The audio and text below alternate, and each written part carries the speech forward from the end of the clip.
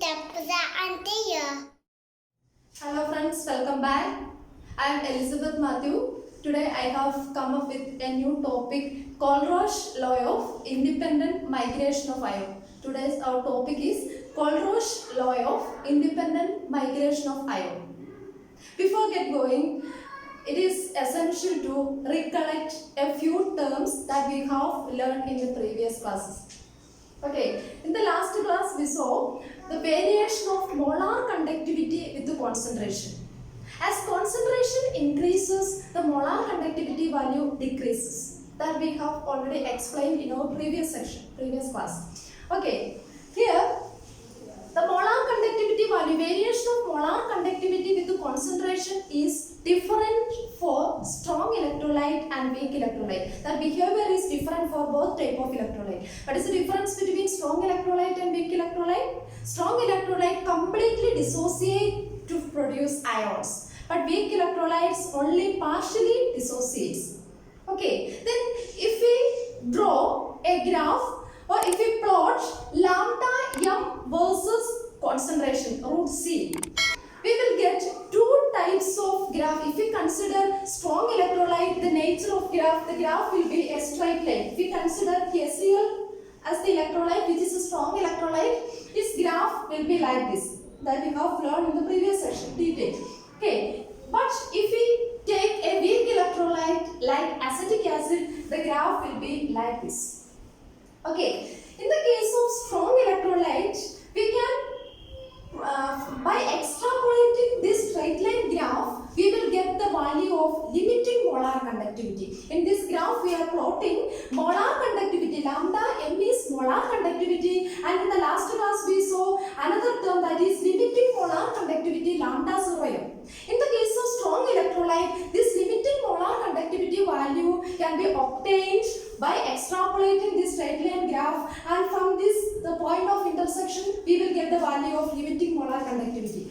Do you remember what is the difference between molar conductivity and limiting molar conductivity? Limiting molar conductivity is the maximum value of molar conductivity. Okay, molar conductivity value at infinite dilution is known as limiting molar conductivity. If you dilute the solution again and again, and at infinite dilution, we will get the molar conductivity value, which is known as limiting molar conductivity. Right? Then we will get the limiting molar conductivity value experimentally if our electrolyte is a strong electrolyte. But what is the behavior of a weak electrolyte? If we draw a graph of a weak electrolyte like acetic acid, we will get this type of graph. Okay, at lower concentration, if we dilute the solution or if we decrease the concentration of this electrolyte, at a lower concentration, it will show a sharp increase in molar conductivity value. Because of this sharp increase, we cannot extrapolate it into the y-axis. Right? So, from this type of graph, we cannot, in the case of weak electrolyte, we cannot determine the limiting molar conductivity value. So, how will you find out the limiting molar conductivity value in such cases? For finding the limiting molar conductivity value of weak electrolyte, a scientist named Colroche, he developed a theory, a law, and that law is known as Colroche Law of Independent Migration of Iron. Okay, from his experiments, he observed the limiting molar conductivity values of some strong electrolytes. In the case of strong electrolytes, limiting molar conductivity value can be obtained by this graph, from this graph, by extrapolating this graph. Okay, so this scientist Colroche examined the limiting molar conductivity values of several electrolytes. Then what did he observe? He observed the limiting molar conductivity value of Na, X and Kx. What is X?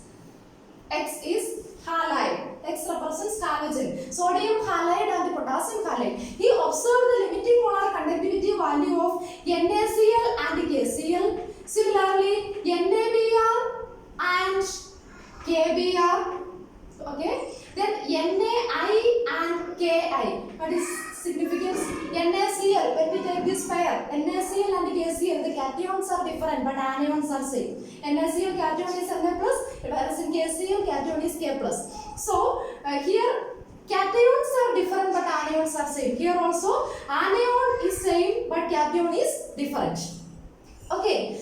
Then he observed the differences between the lambda 0m values of. He observed the differences between the limiting molar conductivity value of NaCl and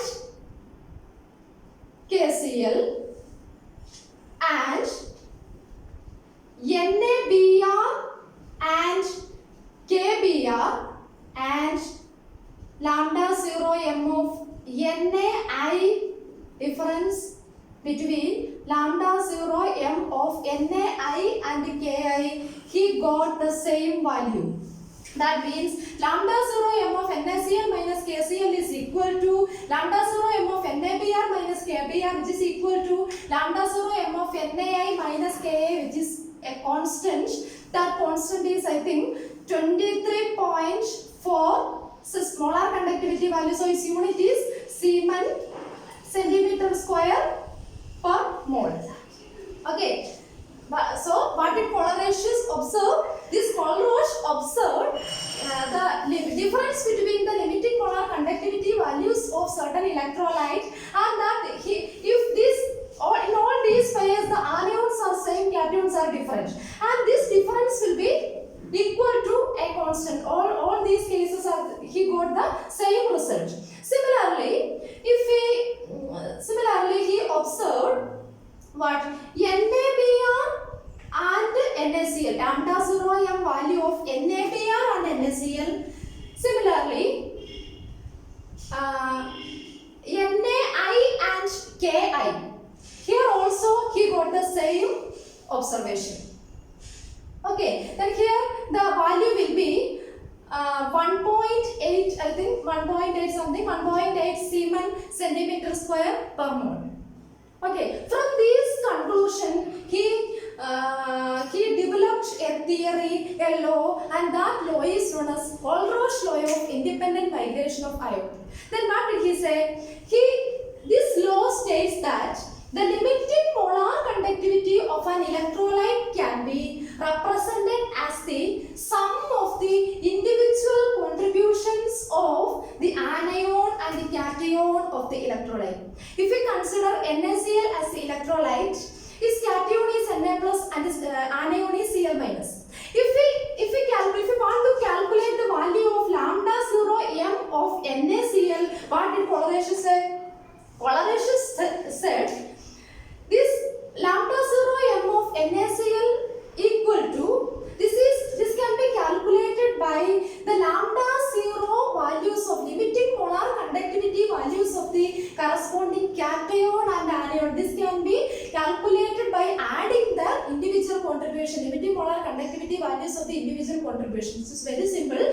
So lambda 0m of NaCl can be calculated from lambda 0 of Na plus lambda 0 of Cl minus, because NaCl consists of Na plus ion and Cl minus ion. If we want to calculate the lambda 0m value of a particular electrolyte, we need to calculate the lambda 0m values of the individual cation and anion. This is Coleridge said. Coleridge said the law states that the limiting molar conductivity value of a particular electrolyte is the sum of the individual contributions of the anion and the cation of the electrolyte.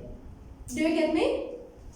If we consider calcium chloride, CaCl2, the lambda 0m of CaCl2 is equal to lambda 0 of Ca2 plus and lambda 0 of Cl minus. But here there is one difference.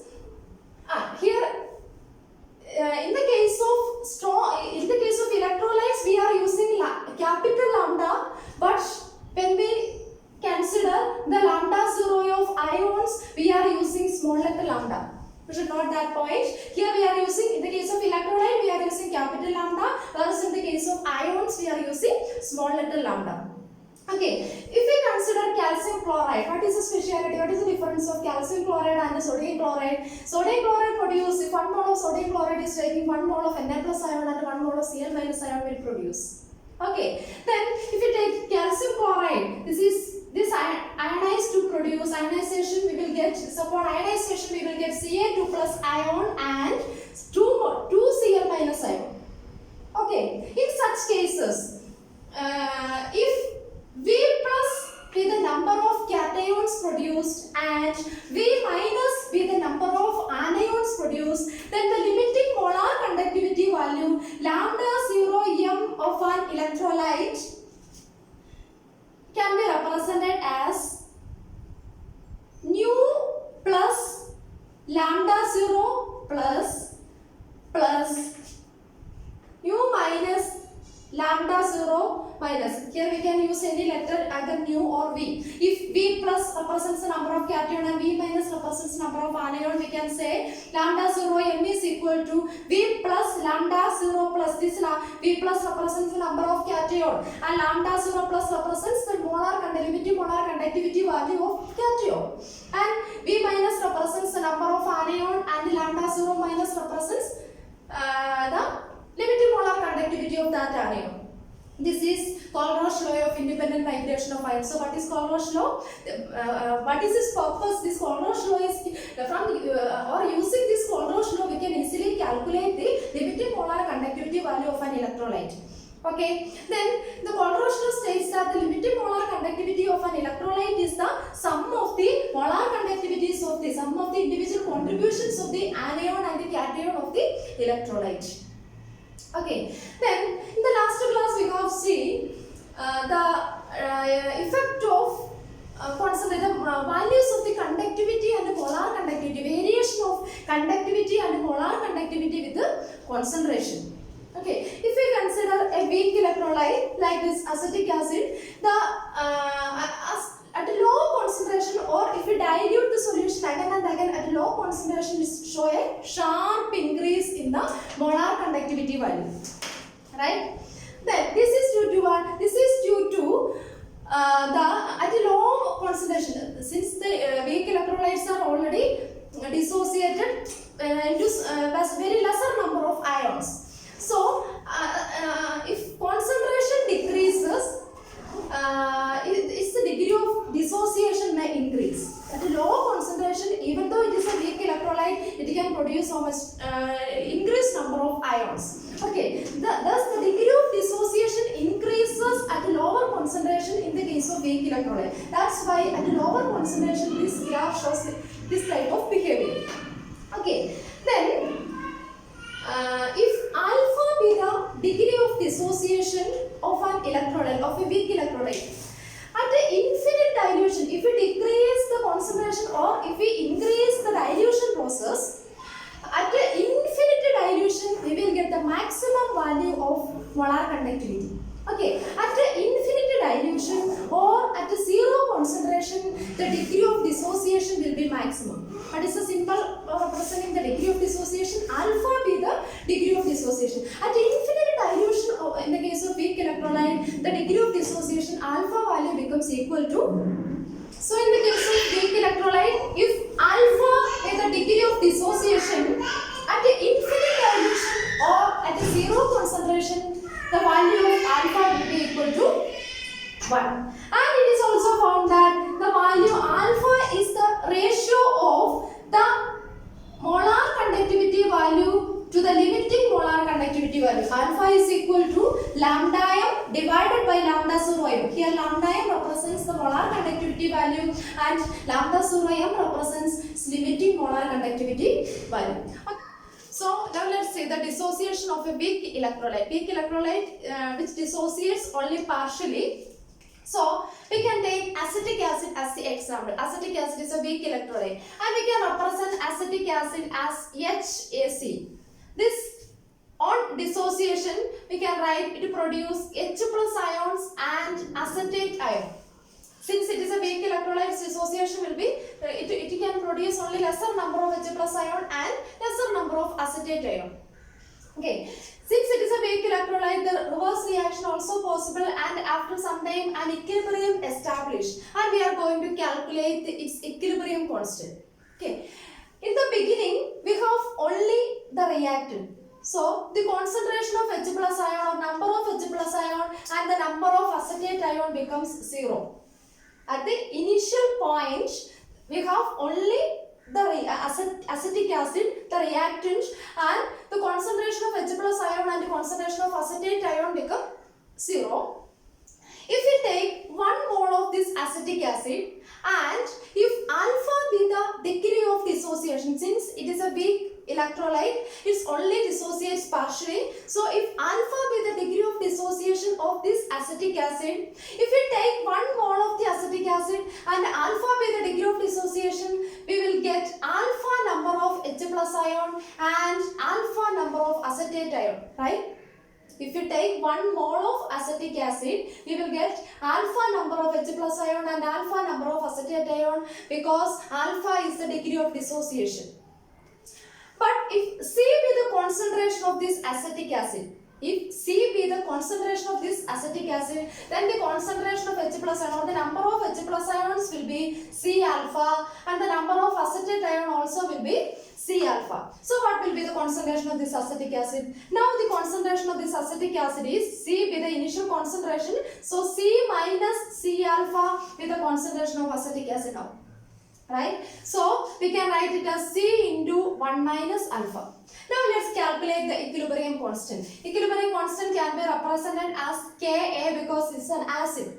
The equilibrium constant of an acid, acetic acid, this is an acid. So Ka is equal to, we know that, how will you calculate the equilibrium constant? It can be obtained by multiplying the concentrations of the products divided by concentration of the reactants. So C alpha into C alpha, we can write C square alpha square divided by concentration of acetic acid is C into 1 minus alpha. C into 1 minus alpha. Okay, this C and one of this C get cancelled. So we can write Ka is equal to C alpha square divided by 1 minus alpha. So what is alpha? Alpha is the degree of dissociation which is equal to lambda m divided by lambda 0 m, right? Alpha is lambda m divided by lambda 0 m. Let's substitute the value of alpha here. So Ka is equal to C into lambda m divided by lambda 0 m divided by 1 minus lambda m divided by lambda 0 m. We can write it as, this is all square, lambda m divided by lambda 0 m all square, because since it is alpha square divided by 1 minus lambda m divided by lambda 0 m. Okay, so it can be represented as C lambda m divided lambda m square divided by lambda 0 m square into 1 minus lambda m divided by lambda 0 m. Is it clear? So this can again written as, that is equal to C lambda m square divided by lambda 0 m square into, this can be solved as lambda 0 m minus lambda m divided by lambda 0 m. Okay, this lambda 0 m and one of these lambda 0 m get cancelled. Then we can write C into lambda m square divided by lambda 0 m into lambda 0 m minus lambda m. Okay, so the equilibrium constant Ka can be calculated using this equation. So this is one of the application of Kohlrausch law. So what are the main applications of Kohlrausch law? We can calculate the limiting molar conductivity of strong electrolytes and also weak electrolyte using Kohlrausch law of independent migration of ion. That is the main application of Kohlrausch law. We can calculate the limiting molar conductivity values of electrolytes. One another application is we can calculate the degree of dissociation. If we know lambda m value and lambda 0 m value, we can calculate the degree of dissociation alpha. And one of the other application is we can easily calculate the equilibrium constant if we know the value of concentration, value of lambda m and the value of lambda 0 m. So over here I have written two problems related to Kohlrausch law of independent migration of ion. This is the first problem. This is example 3.7 in your textbook. Okay, calculate lambda 0 m for given lambda 0 m of Ca2 plus is equal to 119 Siemens centimeter square per mole, lambda 0 of Cl minus 76.3 and Mg2 plus 106, SO4 2 minus 160. So what is Colruyt's law? Colruyt's law states that the limiting molar conductivity value of an electrolyte is the sum of the individual contributions of cation and anion. Okay, so when we calculate lambda 0, first let's calculate lambda 0 m of CaCl2. Lambda 0 m of CaCl2 is obtained by adding lambda 0 of Ca2 plus ion and here CaCl2 on dissociation to produce Ca2 plus 2Cl minus. So lambda 0 of Ca2 plus 2 into lambda 0 of Cl minus. Just substitute, all these values are given in the question. So lambda 0 of Ca2 plus is 119. So 119 Siemens centimeter square per mole plus 2 into what is the value of Cl minus 76.3. 2 into 76.3 Siemens centimeter square per mole. You just calculate the value. I am not going into the details of this calculation. I want to simply explain the way of reaching the result. Okay, then similarly we can calculate the magnesium sulfate. Magnesium sulfate upon dissociation we will get Mg2 plus and SO4 2 minus. So for calculating lambda 0 m value of MgSO4, first just add the lambda 0 values of individual cation and anion. So Mg2 plus 106 and SO4 2 minus 160. We just add these values. It's a simple way of, very simple problem. Then another question is lambda 0 m for NaCl, HCl and NaAC are 126.4, 425.9 and 91 Siemens centimeter square per mole respectively. Calculate lambda 0 for HAC.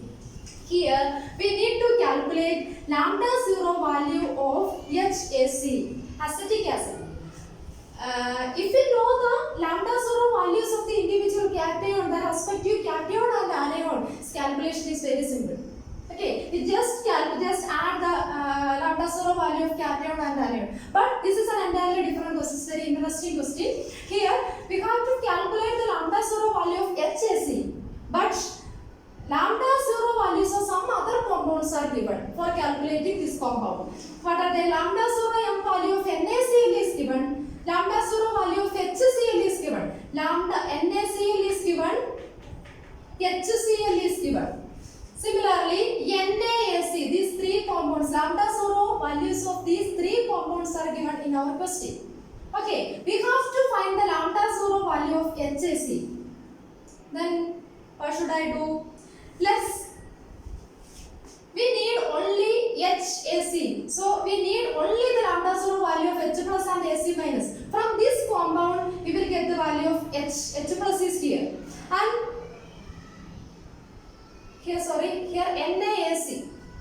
Third compound is NaAC. From this compound, we got the value of H. And here AC is there. Okay, H is here and AC will be here. And you need to add this compound, lambda 0 values of these compounds. We need only HAC, acetic acid. So we need to remove the other compounds.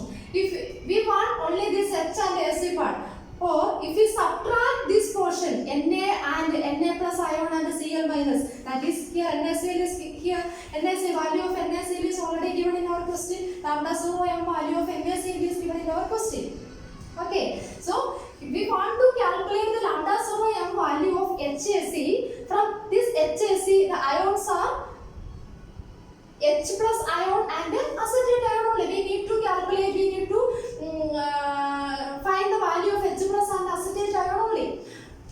But from this HCl, we want this H plus ion, but Cl minus we don't want this Cl minus. From NaAC we want AC, we don't want this Na plus ion. So if you remove these two portions, Na and Na plus and Cl minus portion, that is NaCl, we subtract that. That means we are adding lambda 0 m value of HCl lambda 0m value of sodium acetate, and from that value we want to subtract the lambda 0m of what? NaCl. So very simple question, very interesting question. Here the lambda 0m of HCl is lambda